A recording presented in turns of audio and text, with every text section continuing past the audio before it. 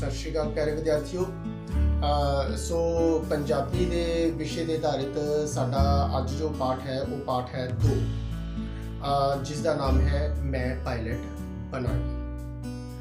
हर व्यक्ति के मन च हर बच्चे के मन के इच्छा होंदी है कि वो पढ़ लिख के कुछ ना कुछ बने। किसी के मन की इच्छा है इंजीनियर बनने की, कोई डॉक्टर बनना चाहता है, कोई पायलट बनना चाहता है। सो अज साडा पाठ इसे ते आधारित है कि एक छोटी जी लड़की जो कि जहाज़ को वेख के उत्साहित होंदी है तो उसके मन के इच्छा जागृत होंदी है कि वो भी पायलट बने। सो उसके पिता उसनों हवाई जहाज़ किवें बनया, ये की उपयोग हैं, मनुख की पहलों इच्छा की सी। सो ये सारिया चीज़ां दसते हुए अपनी बेटी को वो दसदा है। सो आओ इस पाठ को समझण का यत्न करिए। सो आओ पाठ नूं समझिए। ऐतवार का दिन सी। एक कुड़ी अपने माता पिता नाल छत उपर बैठी सी। अचानक एक जहाज़ तेज़ आवाज़ नाल उन्हां दे उत्तों लंघिया। हवाई जहाज़ वेख के कुड़ी दे दिल विच भी उड्डण दी इच्छा जाहिर हुई।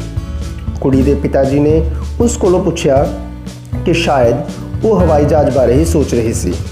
कुड़ी ने अपने पिता जी नूं अपने दिल की गल दसी।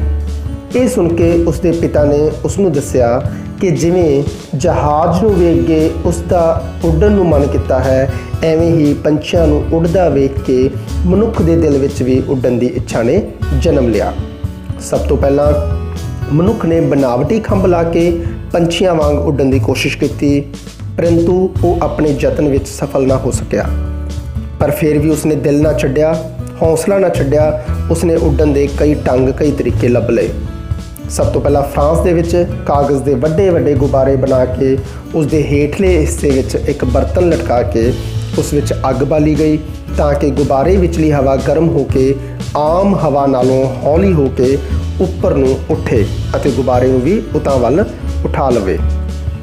फ्रांस के राजा ते राणी के सामने पहली बार गुब्बारे नाल एक टोकरी बन के उस दे विच एक पेड़, एक मुर्गा अते एक बत्तख बिठा के उसनूं उड़ाया गया। इस पिछों मनुख गुब्बारे नाल बन्नी टोकरी विच बह के उड्डे। ये मनुख की पहली उड़ान सी। फिर फ्रांस विच हाइड्रोजन गैस नाल भरे गुब्बारे उड़ाए गए, पर ये गुब्बारे हवा की दिशा उपर निर्भर करते सन। इस पिछों गैस के भरे गुब्बारे नाल भाफ नाल चलन वाले इंजन लगा के पहले एयरशिप बनाए गए। पर मनुख एक ताकतवर जहाज़ बनाना चाहता सी, एक ताकतवर इंजन बनाना चाहता सी। सो अमरीका के राइट भरावां ने पहली बार अमरीका विच किटी हाक के स्थान उत्ते एक शक्तिशाली जहाज़ उड़ाया, पर यह थोड़ी दूरी तक ही उड़ सकिया। इन्हां भरावां की इस सफलता तो प्रभावित होकर यूरोप विच जहाज़ बनाने की दौड़ शुरू हो गई अते ज़्यादा दूरी तक उड़ान भरन वाले जहाज़ तैयार किए गए। पहले महायुद्ध विच इन्हां की वरतों की गई, पर पहली यात्रा उड़ान लंडन ते पेरिस विचाले शुरू हुई। कुड़ी नूं उसके पिता ने दस्या कि हवाई जहाज़ उड़ान वाले नूं पायलट कहा जाता है। हुण हरेक देश विच किन्नियां ही नवीआं एयरलाइनस होंद विच आ गई हैं। भारी समान ते मुसाफर ले जाण वाले जहाज़ बनाए गए हैं। हवाई जहाज़ होर भी अनेकां काम करते हैं। इन्हां जरिए लोड़ींदियां वस्तुआं एक थां तो दूजी थां तक पहुँचाईयां जा सकदियां हैं।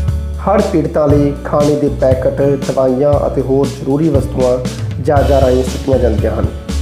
जहाज़ां राहीं ही देश के जवानों तक रसद यानी कि राशन पहुँचाया जाता है। जख्मी जवानों नूं फौरन डॉक्टरी मदद देण विच हवाई जहाज़ की साडी सहायता विच आउंदे हन। हवाई जहाज़ां नूं दुनिया के लोगों नूं एक दूजे उत्ते बहुत नेड़े है। ये सुन के कुड़ी ने पिता जी नूं कहा कि वो भी पायलट बनेगी ते सारी दुनिया की सैर करेगी। सो इस तरह मैं पायलट बनांगी दे विच ये एक छोटी जी कुड़ी का सुपना सी, जिसनों पूरी डिटेल दे नाल उसके पिता जी उसनों समझाउंदे हन कि पायलट की हुंदा है, हवाई जहाज़ साडे किस काम आउंदा है, कित्थे कित्थे इहदी वरतों हुंदी है। सो उम्मीद करदा हां तुहानूं ये पाठ समझ आ गया होएगा। सो पाठ नूं खुद रीड करके खुद पढ़ के समझण का भी यत्न करना। Thank you.